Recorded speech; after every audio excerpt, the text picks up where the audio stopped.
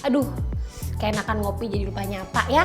Hai Dir, balik lagi dong pastinya barengan aku Putri Dika di Dir Diary Info. Tempat dimana kalian bisa mendapatkan semua informasi tentang artis favorit kalian. Tapi sebelumnya jangan lupa dong like dulu, comment, share, and subscribe.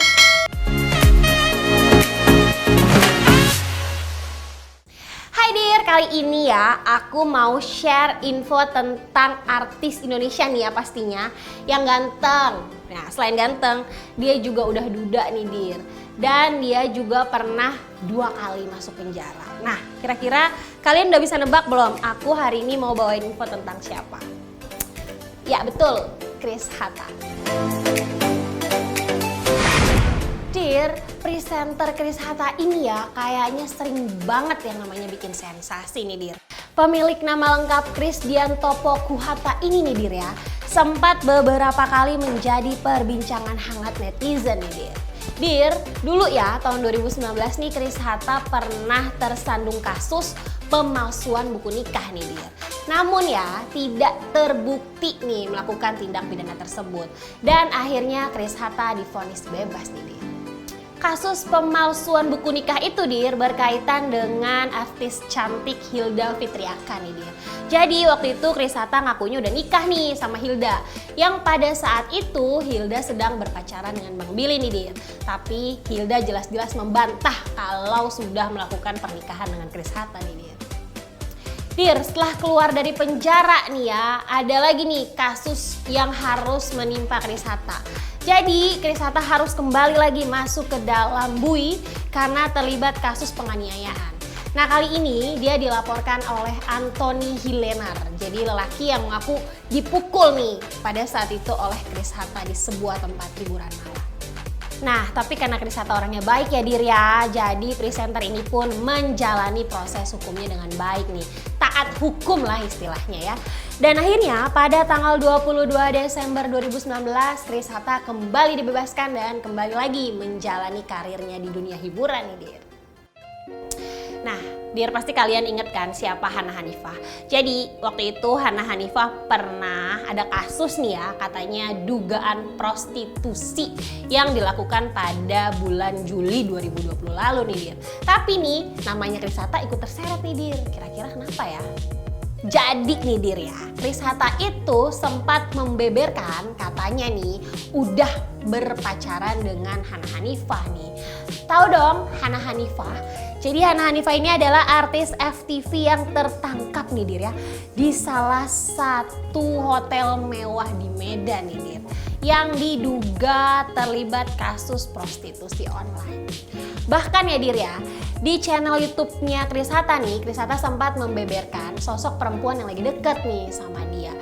Terus kayak arahnya tuh ke Hana Hanifah gitu, yang mukanya kearap-arapan, badannya kecil, rambutnya ikel, terus alisnya tebel, bibirnya tebel, kulitnya putih gitu. Jadi kayak udah pasti nih dia lagi ngomongin Hana Hanifah gitu Dir. Tipe-tipe lu kayak gimana?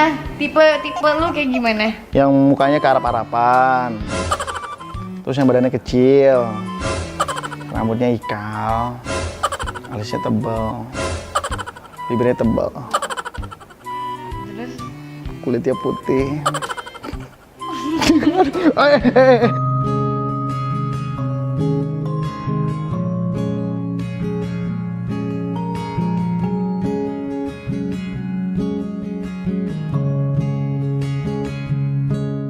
Dir, bukan cuma menjabarkan sosok perempuan yang lagi deket sama dia nih Dir ya, Chris Hatta juga ngasih sinyal nih bahwa dia nih sama Hana Hanifah itu deket banget karena dia bilang sempat nginep di apartemennya Hana Hanifah nih Dir. Kira-kira ngapain sih Chris nginep di sana ya?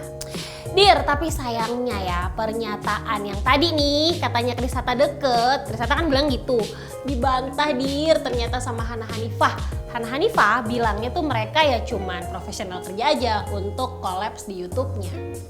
Seperti yang kita tahu ya Dir ya, udah banyak banget nih artis-artis yang kolaps. Nah ya, kolaps deket.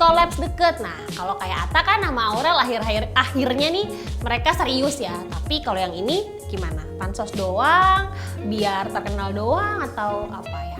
Kalian lah ya yang bisa nilai ya.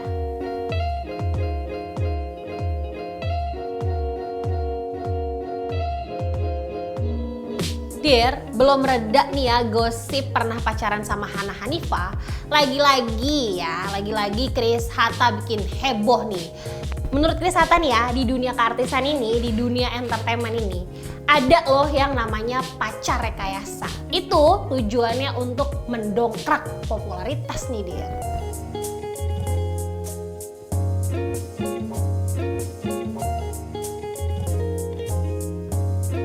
Nah, pasti kalian penasaran kan kalau seorang Chris Hatta nih, si cowok ganteng ini ya, pernah nggak ya dia punya pacar settingan?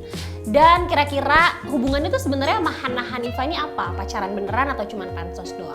Nah, kali ini nih tim Dear Diary Info berhasil loh mewawancarai Chris Hatta di rumah barunya dia. Yuk kita lihat sama-sama ya.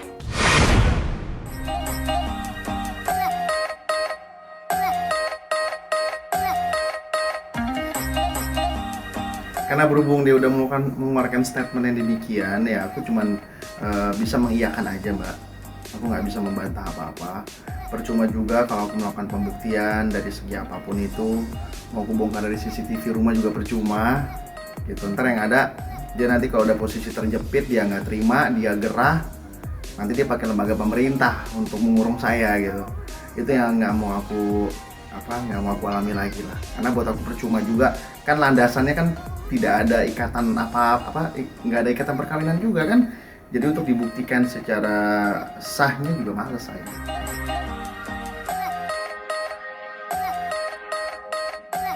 Kenalnya itu sebenarnya dari tahun 2018. Lingkaran pertemanan dia tuh nggak jauh lah dari aku ini. Ya. Orangnya itu lagi. Ya udah dikenalkan juga cuman gitu kan. Karena ya, oh ya gue Chris, halo. Ya, tinggal aja. Nggak ngomong panjang lebar. Ditambah kan waktu itu 2018 aku lagi banyak masalah banget kan. Jadi aku pikir kayaknya udah nggak perlu lagi di saat 2018 menerima orang baru dalam hidup aku. Jadi udah hilang gitu aja. Di tahun 2020 ya aku comeback, aku say hi lagi. Nah, say hi-nya lagi udah via chat ya kan. Dia welcome. Oh ya, apa kabar? Dia ngomong gitu. Gimana masalah udah selesai? Udah, yaudah. Akhirnya udah kita ngobrol panjang, ketemu cuma beberapa kali doang, langsung dia punya ide. Cuman ketemu 1 minggu doang dia punya ide, gimana kalau kita bikin YouTube bareng?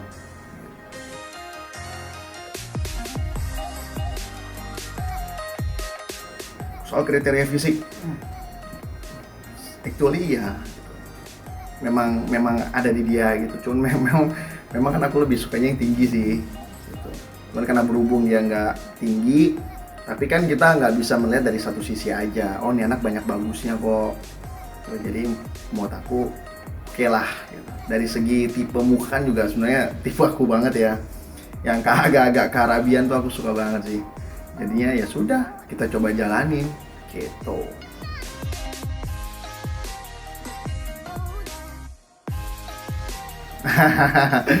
Ini juga udah pernah dibantah sama dia ya. Yang udah dibantah aku nggak mungkin mengcounter deh.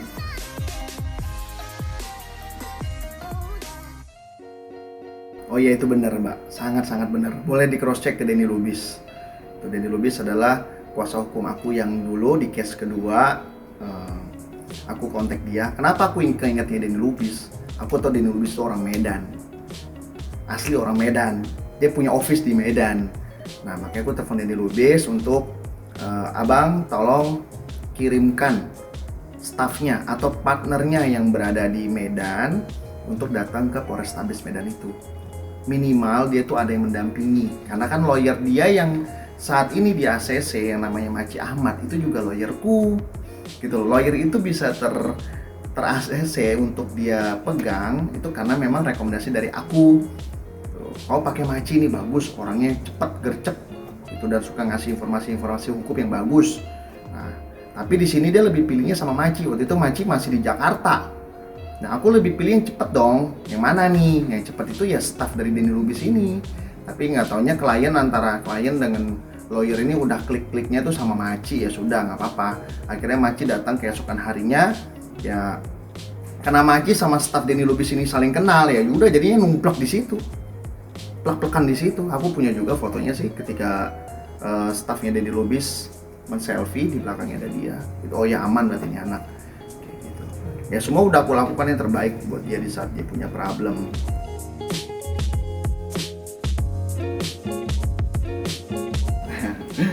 Udah biasa sih Mbak, aku kan emang dari dulu begitu ya, dan aku diajarin juga sama orang tua kalau udah melakukan perbuatan yang baik terus kamu dikecewakan ya jangan membalas juga dengan yang tidak baik. Gak apa-apa, nanti kan aku akan dapat balasan dari orang yang baik juga tapi melalui orang lain, jadi buat aku nggak masalah. Yang penting kan jadinya di dalam hidup dia aku yakin lah dia punya hati kecil, dia punya otak kan, dia bisa berpikir ternyata Chris ini udah melakukan yang terbaik tapi kok gue gini ya. Gak apa-apa aku mah, nanti dia juga bisa mikir sendiri kok. Dan yang aku lakukan juga semata-mata aku menilai dia anak yang masih terlalu kecil, dia usia kan masih 23, masih buta lah, ina inu ya. Aku sebagai orang yang jauh lebih tua dari dia ya mencoba untuk mengcover atau menjaga dia. Di samping itu juga kan ibunya telah memberikan amanah untuk tolong jaga, jangan bikin dia nangis ya nak Chris. Oh iya mami aku siap akan jaga. Nah itu karena dasar amanah dari ibunya. Kenapa ibunya bisa ngomong untuk memberikan amanah? Yaitu posisinya juga pakai handphone dia, teleponannya itu. Karena ibunya belum punya nomor telepon saya kan. Akhirnya nih mama mau ngomong gitu. Oh ya mami assalamualaikum. Nah ngomong akhirnya adalah amanah itu. Dan itu pakai handphone dia sendiri kok, nggak pakai handphone aku gitu. Ya udah mami, see you ya, jaga kesehatan, assalamualaikum, tutup, kasihin ke dia lagi handphonenya. Jadi semua aku lakukan ini berdasarkan hati nurani seorang ibu, yaitu ibu kandungnya dia. Mungkin kalau aku nggak mandang ibu kandungnya dia ya aku akan nggak peduli sih. Atau juga you punya problem yang nggak keren juga gitu loh. Kenapa gue harus muncul ke permukaan dengan problem lu yang nggak keren kan gitu ya, kalau secara gamblangnya lah kalau kita bicara di sini.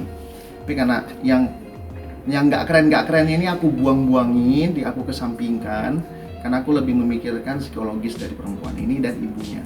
Makanya aku muncul ke permukaan untuk mengcover yang dimana nama dia jelek jadi baik ya, nama dia yang buruk jadi harum lagi dengan apa yang aku punya. Nggak taunya ketika dia sudah pulang telah melakukan kegiatannya secara normal, dia malah memberikan pernyataan yang sebaliknya dengan apa yang aku katakan. Ya di situ aku ngerasa is okay, nggak apa-apa, aku nggak akan balas. Perjalanan hidup aku yang berbeda gitu ya, maksudnya warnanya beda. Ih, gue ditawarin settingan loh, ini kan nggak pernah ada di hidup gue ya.